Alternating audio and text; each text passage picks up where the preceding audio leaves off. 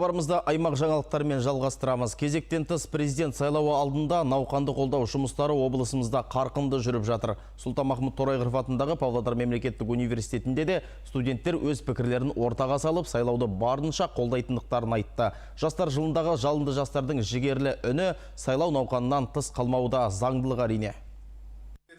Қазақстан Республикасындағы сайлау туралы 1995 жылғы 28 қыркүйектегі конституциялық заңға сәйкес президенттің кезектен тыс сайлауы республика президентінің шешімімен тағайындалады және тағайындалған күннен бастап 2 ай ішінде өткізіледі деп атап көрсетілген еді. Енді міне араға 24 жыл салып ата заң өз жұмысына нақты кіріскен. Бүгінгі таңда сайлау науқанына орай жұмыстар елімізде тыңғылықты атқарылып жатыр. Сұлтанмахмұт Торайғыров атындағы Павлодар мемлекеттік университеті студенттері, магистранттары мен оқытушылары да өз үндерін қосып, сайлауда әр қазақстандықтың бейжай қалмауы керектігін түсіндіреді. Қазақстан азаматтарының конституцияда жазылғандай, әр азаматтың өзінің таңдауы бар, және де ол таңдау ғана емес, әр азаматтың міндеті деп білемін, осындай сайлауларға қатысу, өзінің таңдаған адамына дауыс беру еліміздің болашағы деп білемін.